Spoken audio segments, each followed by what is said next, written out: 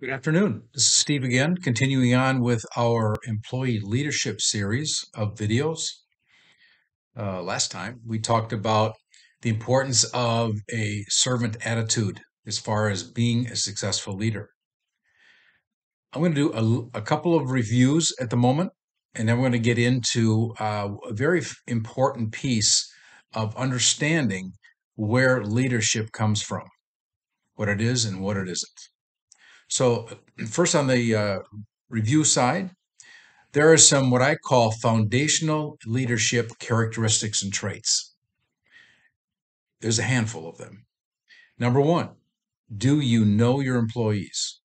And I don't mean just a name, who they are and their well being. Are you concerned about the well being of your people? And do we lead from a perspective of service? And when I think about that, this is what comes to mind. Am I doing everything I possibly can within reason to make the work environment that my employees are involved in as comfortable and as productive as possible? Because there's multiple things involved in creating a successful, productive team. There's the effort that the team puts forth, and there's the effort that we put forth. And they work together. One doesn't work without the other. So, do we lead and manage from a perspective of service? And I think it's humbling to keep in mind that our employees' success is directly related to our ability to provide a tremendous environment for them to work in. Do we live the golden rule? We find that in Matthew 7 Matthew 7 verse 12. The golden rule: do unto others as you would have them do unto you. So if we continually put ourselves in the place of our employees when we're dealing with whatever we're dealing with, it's a positive place to be, because we will be more open to the situation they've been playing with. Here's one. How about this? Do your employees know you? Are you transparent enough with your employees that they know who you are, what your hot buttons are? Because everybody's got them. We can't say we don't have any, because we do. And do they know something about your life? Do they know where you were 5 years ago?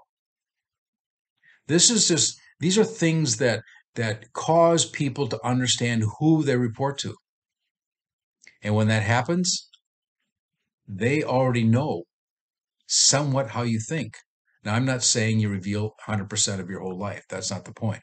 The point is, do you reveal enough of yourself so that when they do their work, they know how you'll respond to normal type situations? And then that brings you to this point. Do they trust you?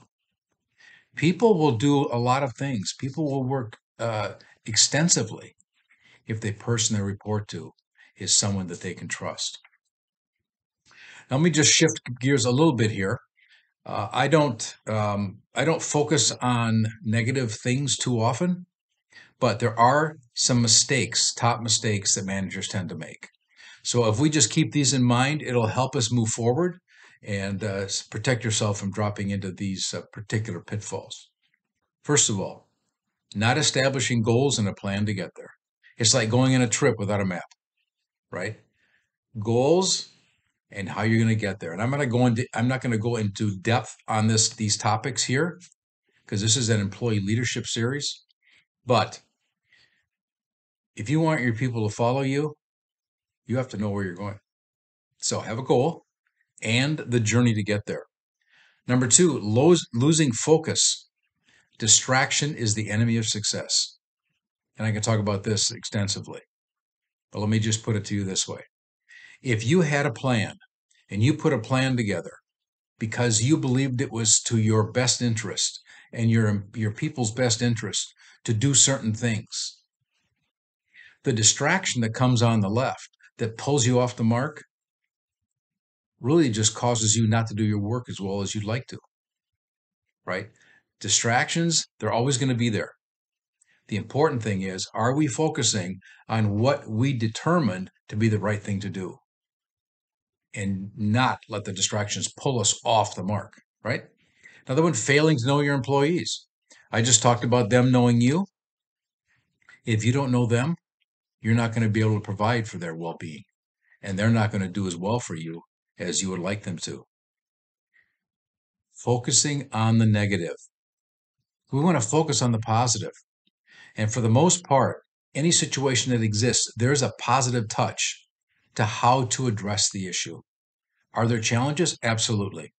Are there negatives we need to deal with? Yes. But treat them from a positive perspective, things that can be accomplished as opposed to things that have not been accomplished. You start in the same place, you just get to a better result. Failing to have a service attitude. This goes back to what we talked about in our previous session. Matthew 23:11 talks about providing service to people that are following us. And one thing you have to get away from, it's not all about you. It's not all about me. So anytime we think as a leader, it's all about me, wrong answer, right? It's about everybody. So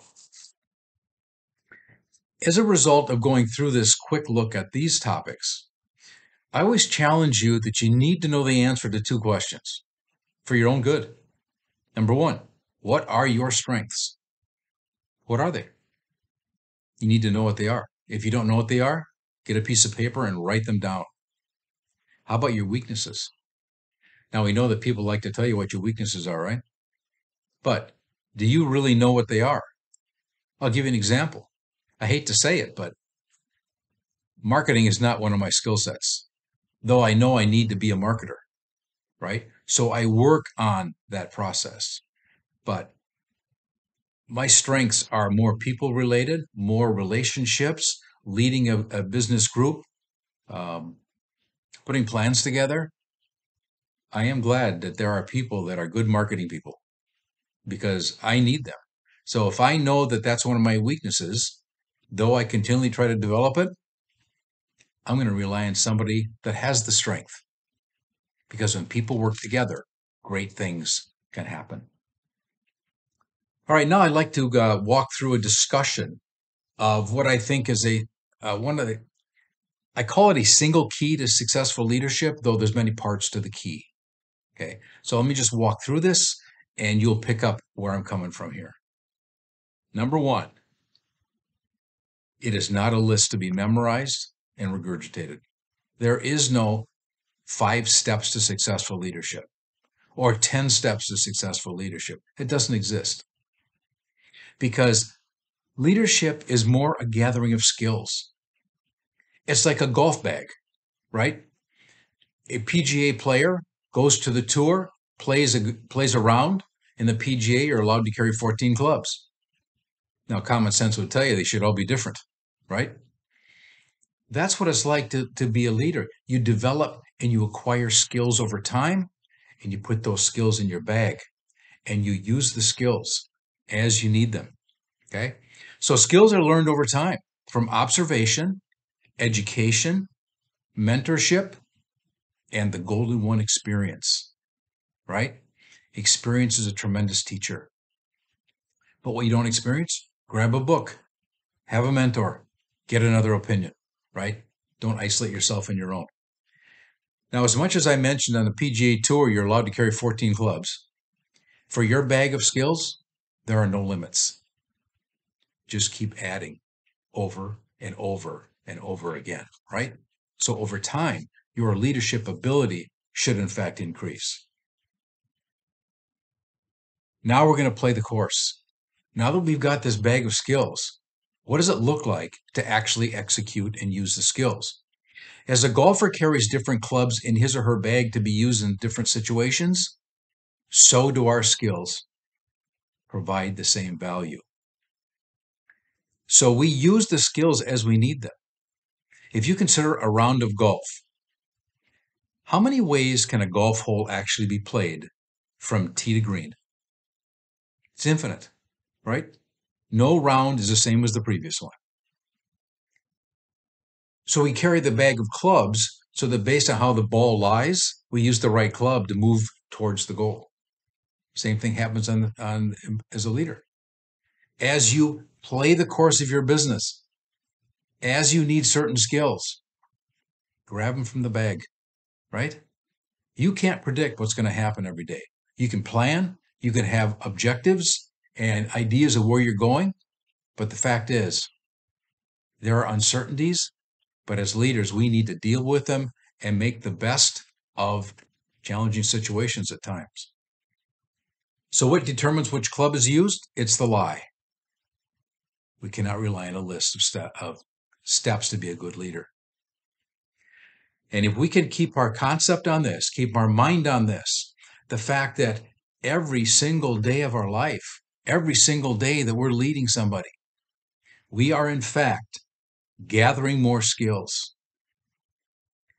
Welcome to Successful Management and Leadership. In the following sessions, we will gather some skills. Nice to see you. If you want to talk to me about anything, you're going to see a little video thing up in the upper left-hand corner, I think it is, when you see this. Give me a call. The number will be on the screen. Have a great day, and it's nice talking to you.